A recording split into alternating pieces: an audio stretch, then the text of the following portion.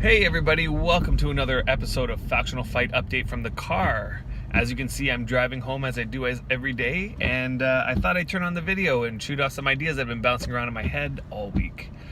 So this week we did get a chance to stream again, and that was after a week. We took off a week just because things have been crazy busy, as they get sometimes from time to time. We got to do a whole bunch of stuff that we needed to do, and mainly the big thing right now for us is mats. We need a ton of mats, and we've gotten down to making a whole bunch of mortar. I spent a whole bunch of time off camera cutting all those bricks that I mined, so we have enough bricks and enough mortar to at least get the base, the main part of this building down, the storage unit building. So I'm feeling pretty good about that. We still need a bunch of other stuff, like I started making a bunch of planks, but we don't nearly have enough planks. And I started making a whole bunch of nails, but again, we don't nearly have enough nails. And once those mats are done, then we're gonna have to get back to making more mats. So it's just like an endless grind of mats. But that's what it's all about. And so we're, working on all the little things. All the while, I'm trying to continue to work on my animal husbandry. There's just so many things to do and not enough time to do it in, and that's just the way that Worm is. Now, this week, there's been a whole bunch of stuff going on. So where to begin? Let's start with this whole PvP debacle. That's exploded onto the forums, because this is a big hot topic right now. There's a big controversy surrounding Epic and what's happening with Epic. I know that there's a bunch of people over there playing with the hopes that something's going to get done soon. They're building up infrastructure and stuff, but they're also asking for, well, what's the future of Epic? They don't want to commit a ton of money and a ton of materials and a ton of time into something that may just end up getting wiped either shortly or whatever. And we're drawing ever closer to this dev stream in which they're going to announce a whole bunch of stuff about what we have no idea what, but hopefully we will be informed about lots of things that we might want to find out. So one of the things that a lot of people are looking at is what is going to happen to Epic. Now,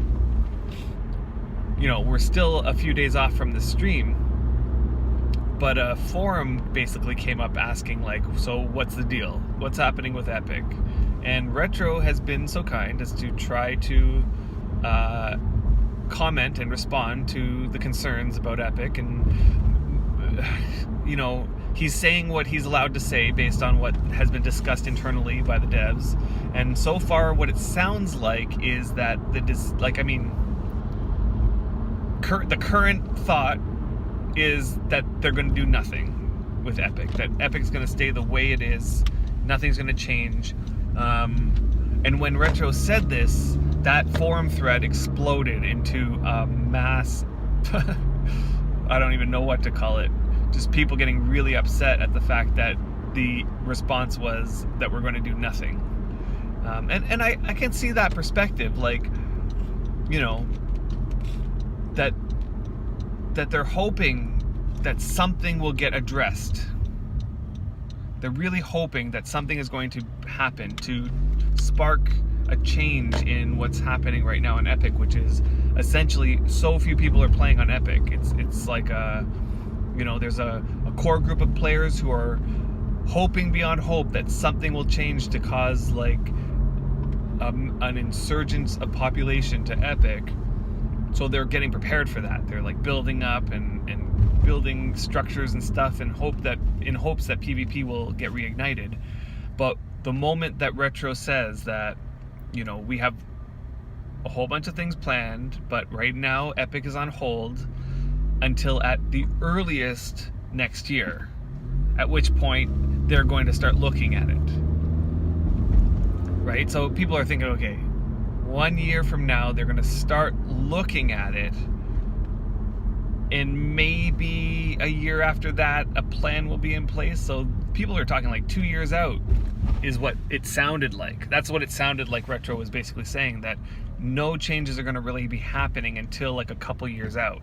At least 1.5 years, it felt like.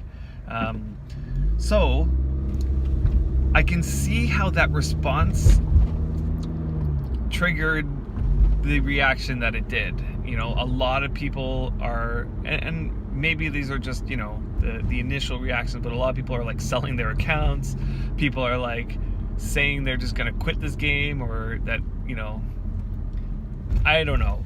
Part of me feels like a lot of that is just for show, because, you know, these people care deeply about the game. They love the game. They don't like the situation that we're in that the development team is too small to address everything that needs to be addressed. And Epic is on the list of things that need to be addressed for sure. That it's just that there's all these other things that are also on the list that take time, and the realistic time frame of 1.5 years for anything to be done about Epic is sort of like a reality. Not a great reality, it's just the reality. You know, a lot of people are asking, like, why aren't you hiring more devs? And I think that we discussed this on a recent episode, if not the last one, that, you know, this game requires, you know, okay, so here, a long time ago, Rolf had announced that we will never close any of the servers. All the servers will remain open, even if only one player is playing on it. Now, obviously, that's like an exaggeration. Obviously, if the game is not making any money, then they might be forced to close the servers, because, you know, who's going to pay out of pocket? Or at least, you know, I can't imagine Rolf paying out of pocket to keep the servers alive when he's not making any money, in fact, spending it on trying to keep the game open. But the reality is that it seems like it's set up so that the game can continue running with a minimal cost. And that minimal cost is very small, right? Like and in order to keep that cost small, you need to keep a small dev team, you know, and have volunteer devs who aren't getting paid, you know, who are passionate about the game, so that if, let's say, in the worst case scenario, there is a mass loss of players, more so than what we've already seen, that the game can stay open based on the income from those players alone. So I can't see them hiring new devs. I can't see them, you know, outsourcing a lot of the work to other companies, because that just is an insane amount of money. This game is a passion of so many people, but at the same time, it is a game that doesn't make all that much income. Okay, so we can't really expect the dev cycles to be matching that of, let's say, a AAA game. I know, like, there was a lot of like posts regarding, like, why can't they just implement small fixed changes that, you know, like on Worm Unlimited, there's some Worm Unlimited modders who claim they can do all these small fixes in like a weekend or even just an afternoon. You know, part of me feels like, while some of these things are small fixes, you can't equate making a Worm Unlimited mod to making an official change in Worm Online. And the reason is because the Worm Unlimited mods, you make a change and it doesn't actually have to work 100% the first time, because it's just Worm Unlimited. How many people are really being affected? And those players aren't really paying a subscription or anything like that. But if, let's say, you know, the Worm Online team, like the dev team, implemented a change that was a small quick fix, and they didn't spend the time testing it, didn't spend the time thinking through the impact that it has on economy and other things, if that change creates an impact that is irreversible, then there are much higher consequences for implementing that change into Worm Online compared to Worm Unlimited. So there's a lot, I'm sure there is a lot more to think about when implementing even a small change into Worm Online compared to Worm Unlimited. Because these are live servers that aren't going to get rolled back, or the hope is that you don't roll them back if a change happens that causes, let's say, an exploit that allows such things as fountain pens, let's say. You don't want to have to clean up that mess. So sure there's a lot more that goes into making these changes. Now, having said that, maybe those changes shouldn't take as long as they do.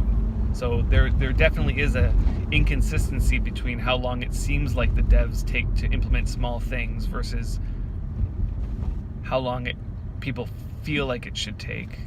So there's something to be thought of there. I'm not sure if this new development cycle that the devs have announced that they're going to be working on and working through, if that's going to change anything in terms of like these small changes. And I wonder if part of the reason why all these like little small changes don't get implemented is a decision-based thing rather than a ability to code it into the game type thing. Like maybe the devs are humming and hawing and not sure whether or not to implement this, that, or the other thing. Like people are saying, well, it'd take an afternoon to make a new elevation map.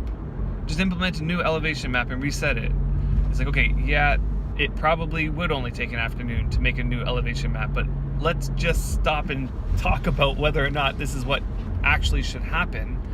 I know there's several players who think that that's the one quick fix, make a new elevation map, get people excited about new land rush and everything like that. And sure, you might get some people who come back for just an elevation map reset. And I know that Retro responded to that by saying, well, you know, if we have to reset it, if we do reset it now, would you be okay with the fact that maybe a year or two from now, when we are addressing things in Epic, like maybe we might have to reset it again then for whatever changes that they make to Epic, right? That's one of the things that seems to be holding the devs back, is that if they reset Epic now, or Elevation, if they reset Elevation now, then there might be a change that happens a year from now that will force them to reset again. Now, the players obviously retorted with, well, you're working off of maybes and mights at this point. Like, what if you don't have to? And, you know, I kind of think like this warrants like a little bit of thought. Like, we shouldn't just be going and, you know, resetting Elevation on a whim if that decision backfires in the dev's face, right? The players have nothing to lose if they reset Elevation.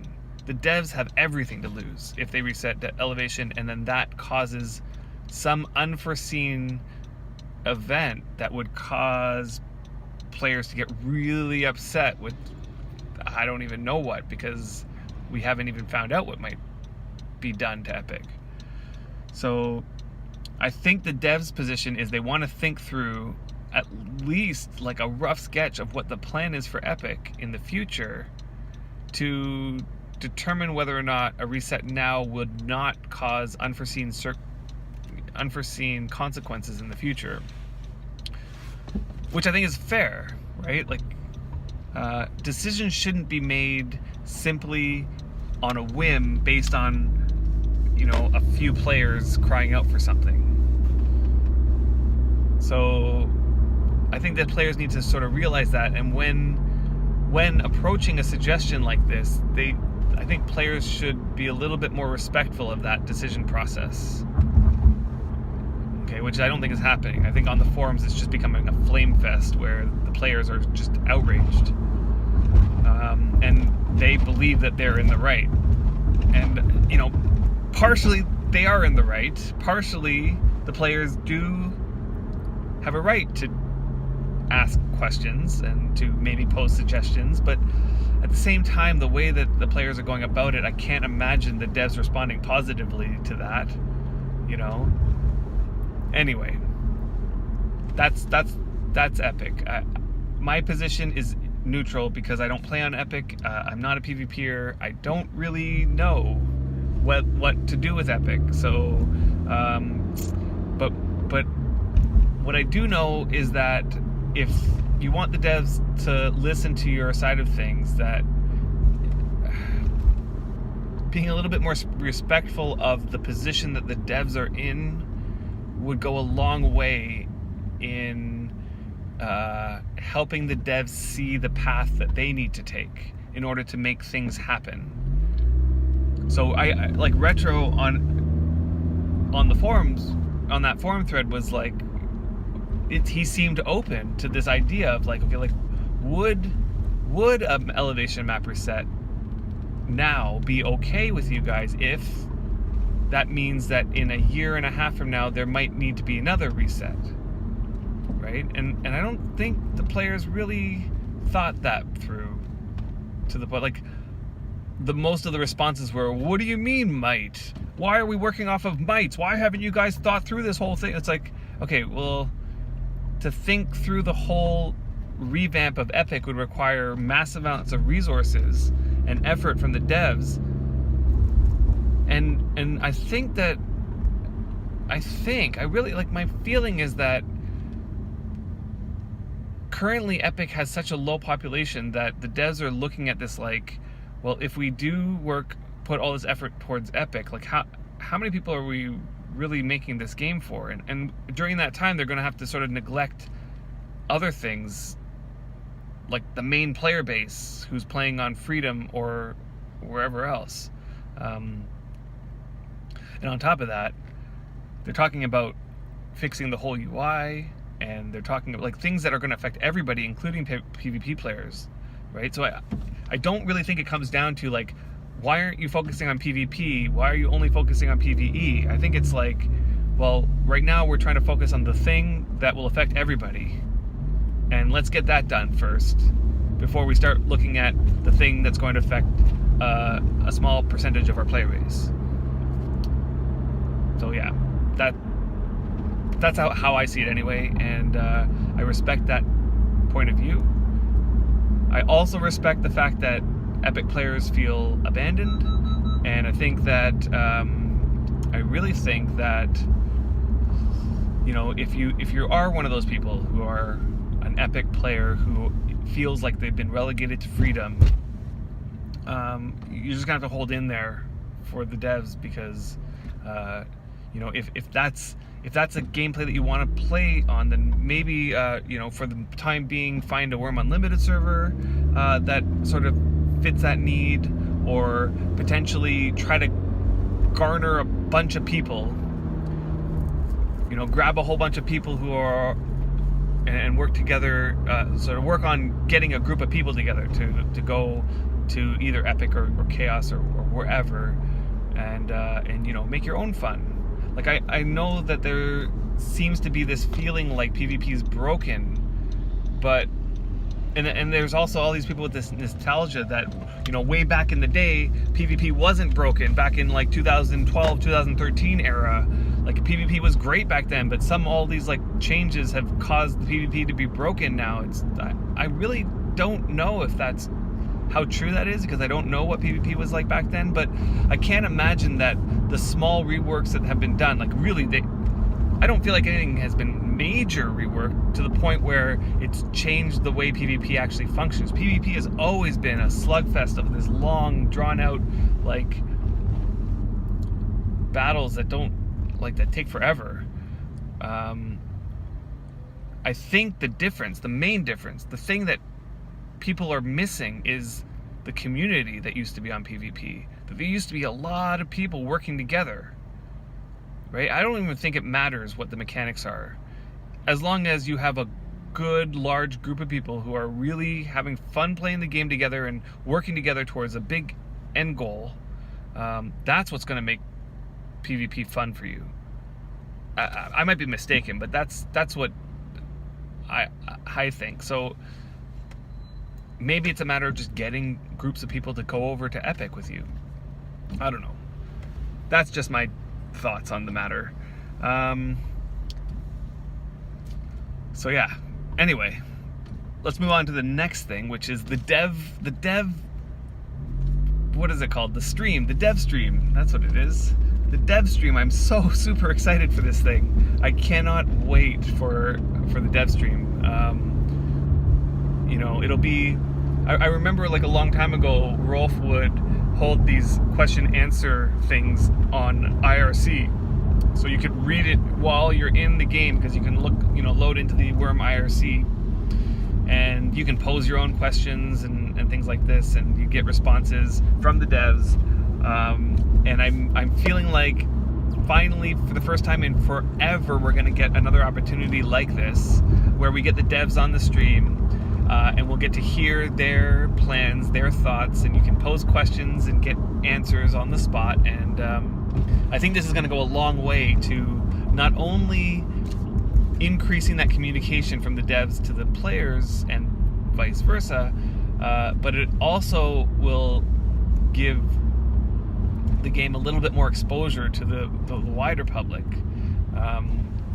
My hope is that we get the numbers, like people watch the stream, so when the numbers go up, then I feel like there's like some phenomenon on Steam, on Twitch rather, where if you get a whole bunch of people watching you, then that opens up your viewership to more people. Like more people, for example, whenever you're watching a stream, anybody on your friends list sees that you're watching that stream and can click and say join that person, right? So the more people you have watching your stream, the more potential viewers you have, right? So I'm hoping that we get a lot of people watching this thing, and I'm hoping that we get a lot of answers about what the plans are.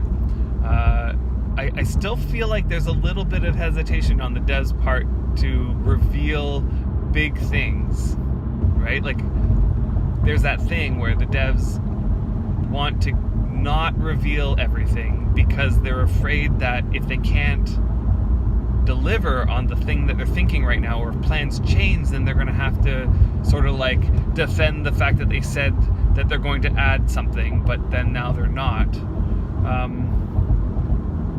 However, I think the counter argument to this is strong, really strong.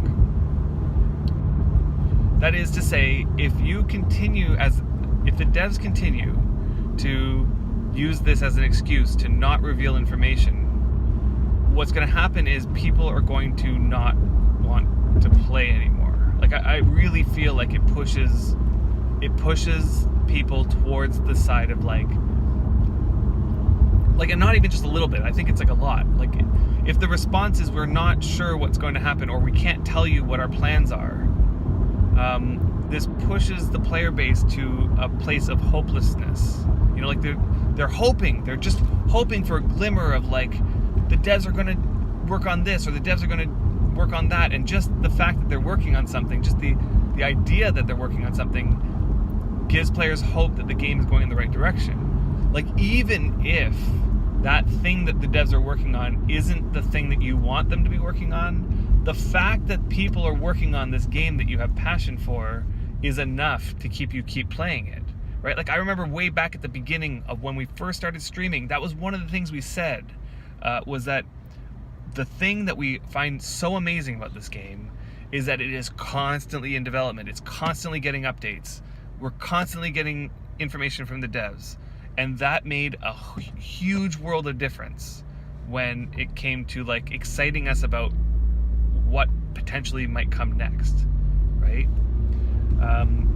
So now that we've gotten to the point where we're not getting any of that information, and it seems like if you look back at the last since 2015 or so, and all the updates that have happened since then, it seems like instead of like I say 2015 because that's the last roadmap that we got. We got a roadmap in 2015, or maybe it was 16, something like that, that said here is the massive list of the things that we're going to be working on. And then since then we've gotten nothing.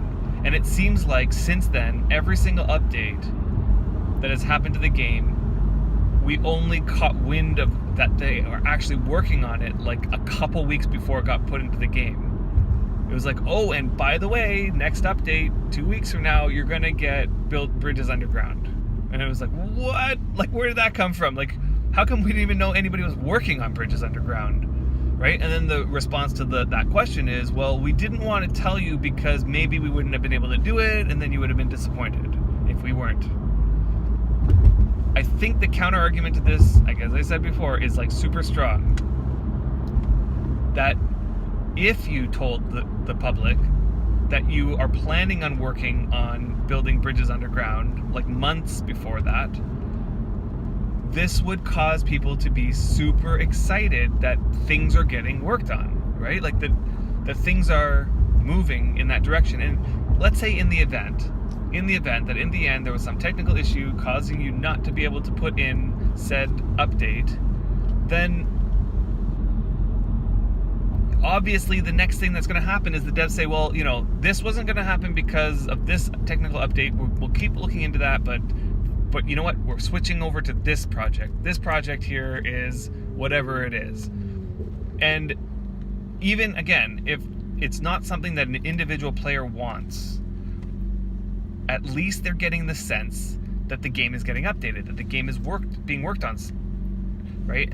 This is different than if we just see these updates coming as they happen, right? Like if you look back on it in hindsight, it does appear like the devs are working on this game like crazy. There's updates all the time. Things can completely, like, it's not like the devs aren't working on it, but the fact that we're not being informed about what the devs are working on gives the illusion that the devs aren't working on it, even though we know they are. But there's still that illusion that they're not, and so that piece there sort of pushes players into the direction of feeling like there's no hope that anything's getting done. I don't know. Personally, my favorite is to read those blogs about the thought process that goes behind each thing that the devs are doing. Like, I really love it. I love to read those things about, like, the trials and tribulations, the roadblocks, the solutions to those.